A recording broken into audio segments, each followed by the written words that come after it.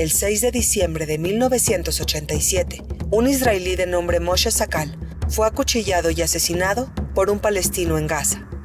3 días después, un camión israelí embistió un vehículo que llevaba 4 trabajadores palestinos en el campo de Jabalia.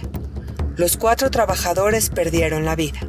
Aquellos entierros se convirtieron en la chispa inicial, pues a partir de ese momento, nada frenaría el enojo, los ataques y la mutua agresividad, lo que llevó a una rabia palestina completamente colectiva.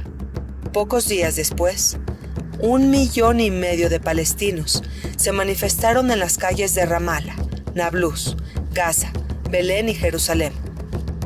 Las mezquitas tanto en Israel y Palestina se convirtieron en centros de incitación, y cualquier civil palestino peleaba como el más convencido soldado.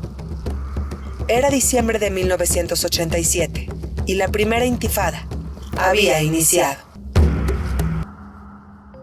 Las manifestaciones con piedras y bombas Molotov no eran un reto nuevo para el ejército israelí, pues estas escenas ya se habían vivido con anterioridad, solo que esta vez el liderazgo palestino había creado el Mando Nacional Unificado de Levantamiento, que liderado por miembros de Al-Fatah tenía como principal objetivo mantener viva la intifada por varios años.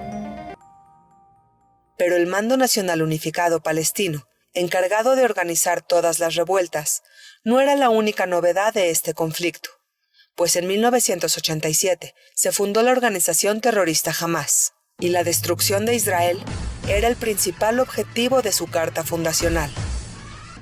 De este modo, el Estado judío no solo se enfrentaba a millones de palestinos enfurecidos, sino también a una organización terrorista que incluía en su lucha metas religiosas bastante extremistas.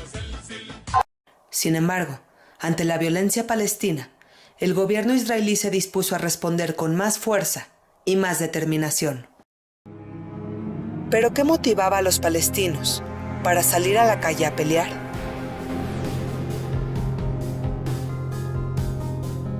Desde antes de la creación del Estado de Israel, en 1948, los árabes palestinos mostraron su rechazo a las inmigraciones judías de un modo brutalmente agresivo. Esta violencia no disminuyó con el paso del tiempo, por lo que el gobierno israelí se vio en la necesidad de imponer exhaustivas medidas de seguridad. Estas manifestaciones mostraban la inconformidad a estas medidas israelíes.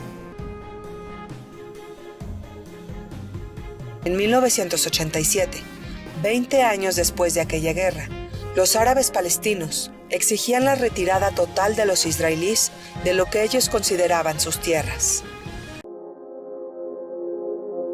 Anterior a la primera intifada, el gabinete de Shimon Peres había impuesto las políticas denominadas Puño de Hierro, que con mano dura perseguía y aprendía a los terroristas. Esta violencia palestina era la respuesta ante esas medidas israelíes consideradas agresivas. Sin duda, era una espiral de violencia que continuamente ascendía. Desde 1967, el Estado de Israel construyó asentamientos en Gaza y Cisjordania. Estos asentamientos violaban leyes internacionales y demostraban a los palestinos las firmes intenciones israelíes de quedarse. Ante las múltiples críticas que generaron estas construcciones, el gobierno israelí explicó que no son más que judíos viviendo en territorio árabe, así como hay miles de árabes viviendo en el Estado de Israel. Hay quien piensa que la intifada también fue producto del Acuerdo Jibril, en el que el gobierno israelí accedió en el año de 1985 a liberar a 1,150 terroristas palestinos, a cambio de 3 soldados israelíes vivos, evidenciando para los árabes el punto débil en el que el Estado de Israel podía ser atacado. Al inicio, cuando las manifestaciones palestinas eran conducidas con piedras y palos, las fuerzas israelíes utilizaban mangueras de agua de alta presión, bombas de humo y balas de goma. Cuando del lado palestino las piedras se convirtieron en bombas Molotov, los israelíes respondieron con municiones de verdad, y de este modo, las muertes se comenzaron a sumar.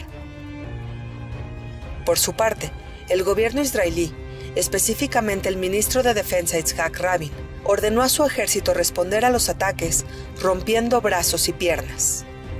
Y las condenas contra el ejército israelí no tardaron en ser escuchadas.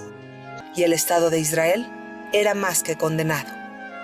Con el conflicto tan encendido, los palestinos que a diario cruzaban los puntos de control para ir a trabajar al Estado de Israel dejaron de asistir a sus empleos. Esto afectó severamente el sector laboral de ambas partes del conflicto.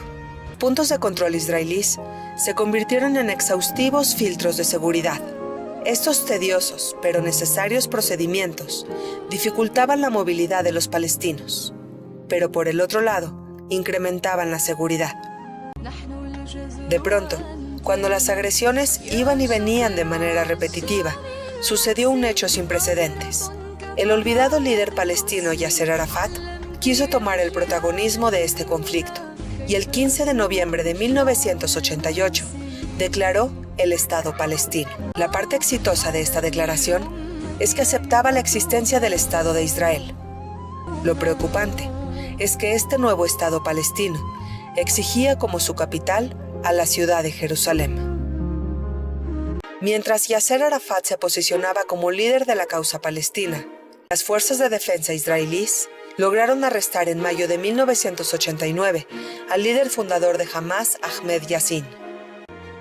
Los palestinos enfurecieron al ver a uno de sus mayores líderes capturados, y en julio de 1989 realizaron uno de los mayores atentados. Hicieron explotar una bomba en un camión israelí. El resultado fueron 16 inocentes asesinados.